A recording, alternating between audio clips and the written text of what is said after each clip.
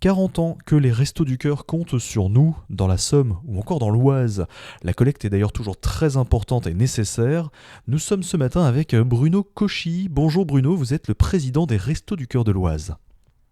Bonjour, alors une petite rectification. J'ai été président des Restos du Cœur de l'Oise pendant 3 ans.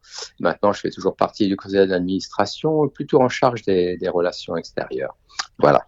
Très bien, eh bien écoutez, nous en profiterons évidemment pour le rectifier. Vous êtes donc en charge des relations extérieures pour les Restos du Cœur dans l'Oise.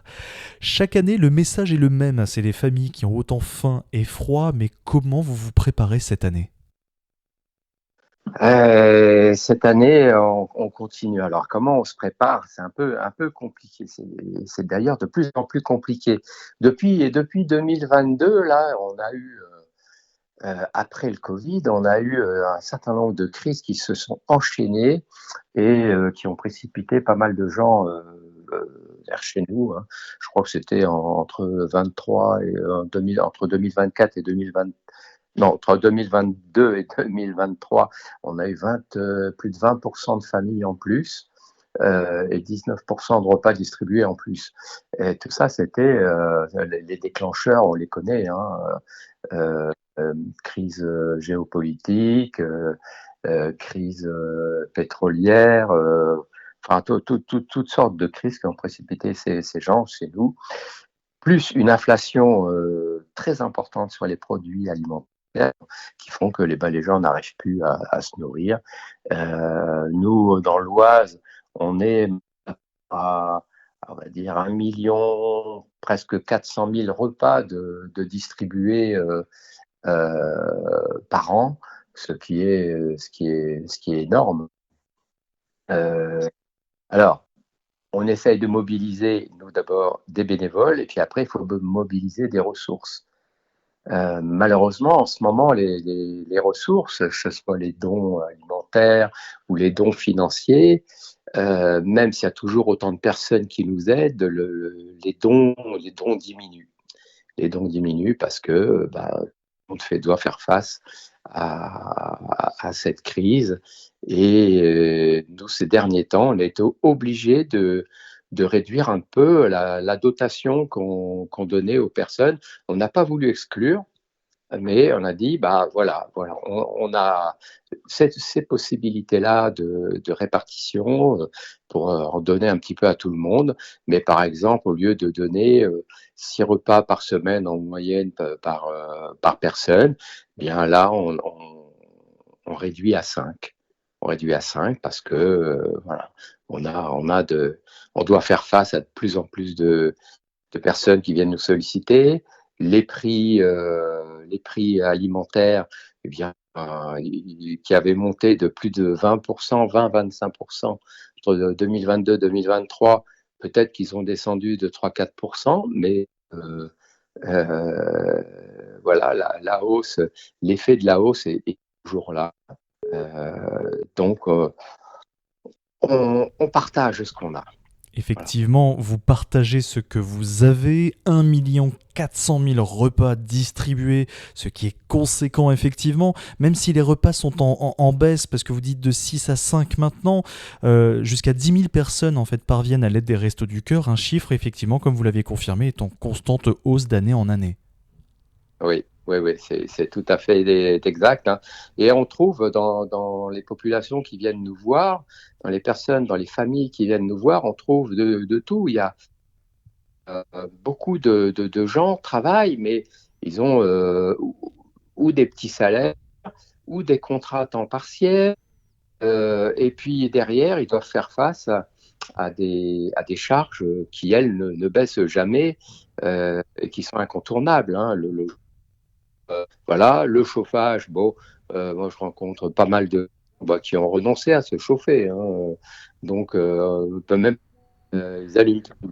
Euh, Pareil que des fois cuisiner, ça demande comment dire, aussi de l'énergie, hein, faire cuire quelque chose pendant 1 heure ou autre. Il y a pas mal de personnes qui nous disent non, non, non, moi je voudrais quelque chose qui se réchauffe, qui va vite et qui n'a pas, j'ai pas besoin d'allumer le four, j'ai pas besoin de faire cuire 1 heure dans ma casserole, voilà, parce que ça va me consommer encore de l'énergie électrique ou le gaz ou ce que l'on veut. Donc c'est un peu dramatique, hein. Effectivement, c'est dramatique. Nous sommes arrivés aussi à une forme de précarité énergétique également, ce qui est d'autant plus flagrant aussi parce que vous parlez en fait de familles qui travaillent mais qui ont des petits revenus. C'est qu'on trouve autant des adultes, autant des personnes âgées et même maintenant des étudiants et des familles avec des enfants de bas âge. Alors, oui. Bon, les personnes âgées, il y en a un peu, mais ça représente 3% de la population qui vient au Restaurant du Cœur, hein. Alors peut-être qu'il y a aussi des personnes qui n'osent pas venir, qui auraient besoin, etc.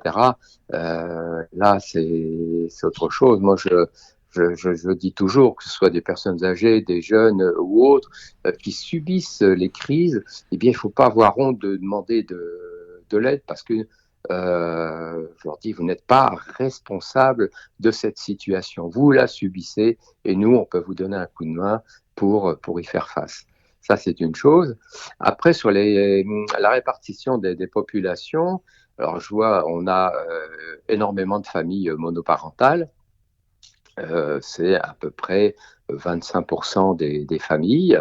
Donc, très souvent, une maman avec un ou deux ou des fois trois enfants qui l'accompagnent et qui doit faire face à la vie courante de tous les jours pour nourrir ses enfants, etc., qui a de très, très grosses difficultés.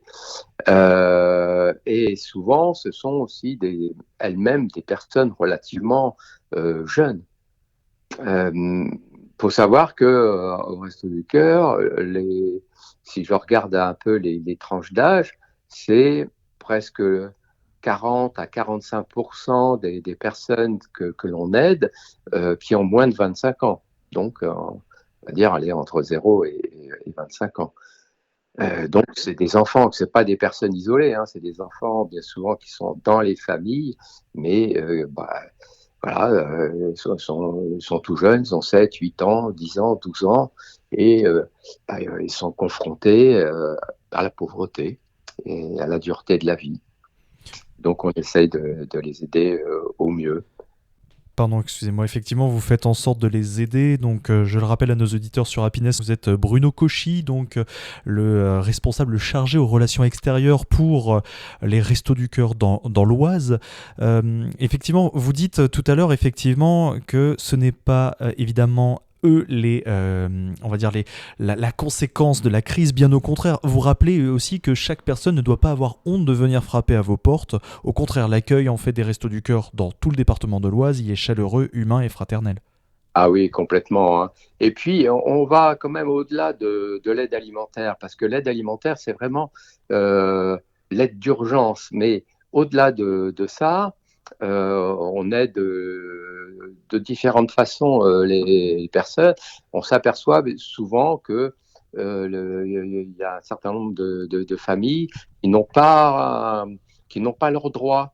Ils ne touchent pas, je sais pas, les primes de la CPM, ne touchent pas leur RSA, ils touchent pas leurs allocations, etc.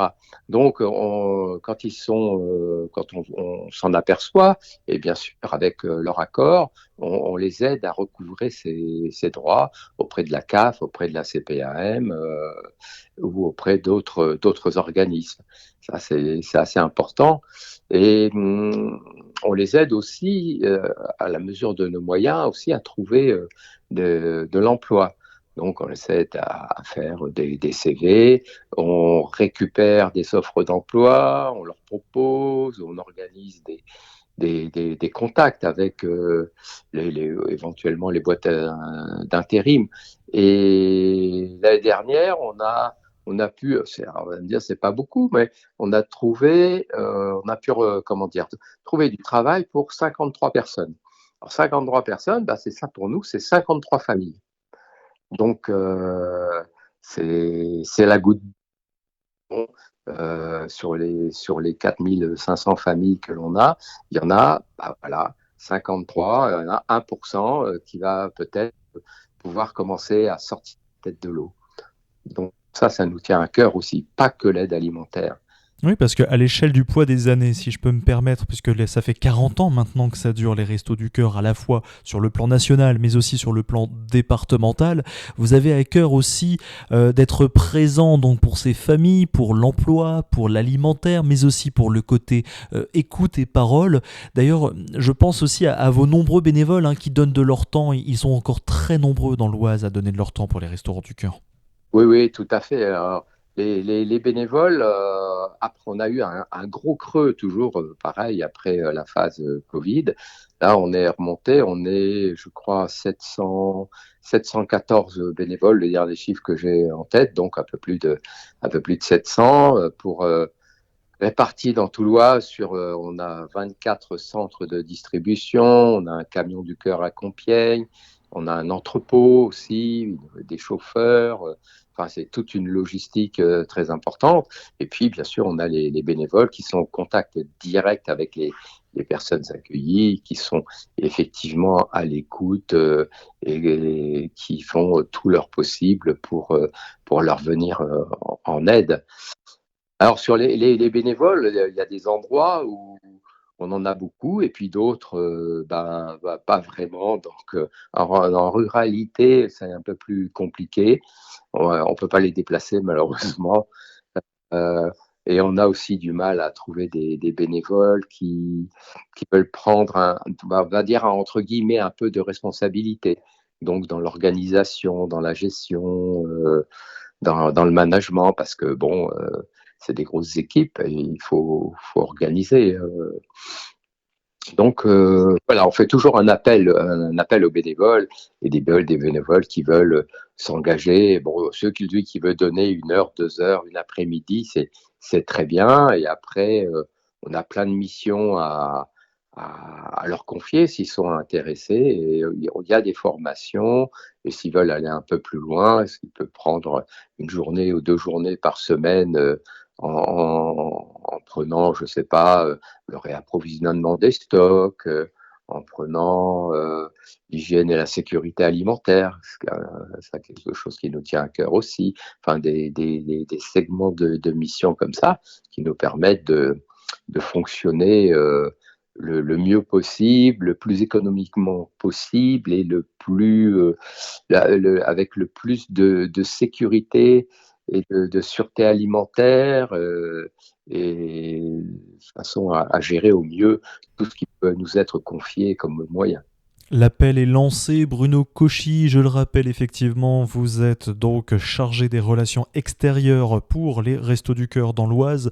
Ma dernière question, effectivement, elle va nous sembler à toutes et tous logique pour ces 40 ans. C'est un anniversaire évidemment un peu exceptionnel, on peut dire, parce que d'habitude les anniversaires, là, on les fête. Là, cette fois-ci, on voudrait en tout cas que la précarité s'arrête. On voudrait que la précarité, en tout cas, trouve des solutions viables et durables. Qu'est-ce qu'on peut souhaiter pour peut-être une nouvelle année avec de nouvelles perspectives? Ah, on aimerait bien vivre dans un monde serein, dans lequel il y ait des perspectives, où chacun s'écoute, chacun se respecte et autres. Alors déjà, on va compter sur tous nos politiques pour nous aider dans cette tâche. Nous sommes qu'un maillon de la chaîne, hein. Euh, on montre un peu, enfin on montre l'exemple, on montre pas l'exemple. Chacun donne ce qu'il peut, fait ce qu'il peut de son temps, de ses moyens, etc.